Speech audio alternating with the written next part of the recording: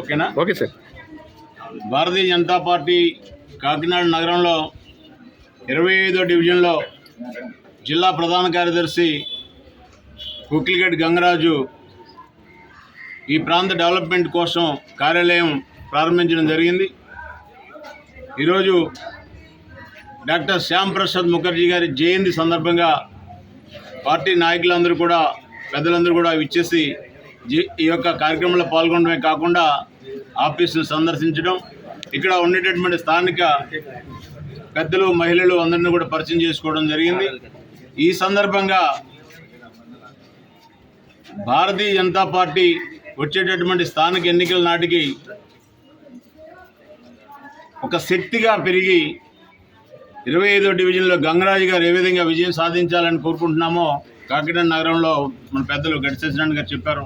చాలామంది కార్పొరేటర్లు భారతీయ జనతా పార్టీ కార్పొరేటర్లు నెగ్గాలనేటటువంటి కృషితో భారతీయ జనతా పార్టీ నాయకత్వం ముందుకెళ్తుంది.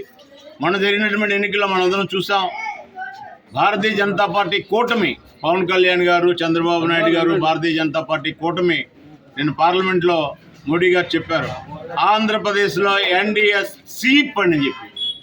అంటే ఆంధ్రప్రదేశ్లో ఏ విధమైతే విజయం వచ్చిందో కాకినాడలో కూడా రాబోయే రోజుల్లో రావాలని కోరుకుంటూ ఈ సందర్భంగా ఇవాళ పార్లమెంట్లో ఒక విషయం చర్చ జరుగుతుంది. మనందరం గమనించాలి. ఏదో ఓట్లేసాం మన పనులు అయిపోతున్నాయనేది కాదు. సనాతన ధర్మం, హిందూ ధర్మానికి తూట్లు పడుస్తున్నటువంటి ఎన్డీఏ వ్యతిరేక పక్షం ఏదైతే ఉందో కాంగ్రెస్, దాదాపుగా 38 పార్టీలతోటి ఒక కూటమి పెట్టుకొని 99 సీట్లు వచ్చినటువంటి కాంగ్రెస్ పార్టీ ఇష్టం వచ్చినట్టు మాట్లాడుతుంది.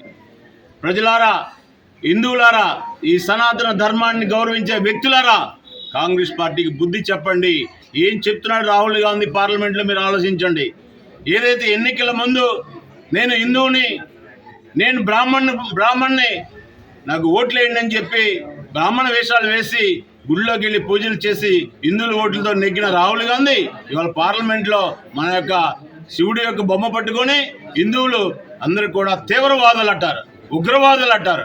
ఇంకొక విషయం చెప్తున్నారు, హిందూ దేవీ దేవతల దగ్గర ఆయుధాలు ఉంటాయట, వాళ్ళ జనాన్ని చంపేస్తారట. ఇది నిజమని నమ్ముదామా?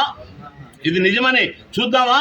లేక వచ్చే రోజుల్లో కాంగ్రెస్ పార్టీ నామరూపాలు లేకుండా, కాంగ్రెస్ పార్టీయే కాదు, కాంగ్రెస్ పార్టీతో పొత్తు పెట్టుకుని మాట్లాడుతున్నటువంటి కూటమి ఎవరైతే ఉన్నారో వాళ్ళకి ఇవాళ మన ఎన్నికల్లో ఆంధ్రప్రదేశ్లో ఏదైతే మోడీ గారు చెప్పారో ఎన్డీఏ కూటమి సీప్ చేసిందని చెప్పి కాకినాడ నగరంలో కూడా మనకి భారతీయ జనతా పార్టీకి విజయాలు వచ్చే విధంగా ఎందుకు ఈ విషయం చెప్తున్నానంటే, ఈ ధర్మం పట్ల విశ్వాసంగా పనిచేస్తుంది ఒక భారతీయ జనతా పార్టీ మాత్రమే.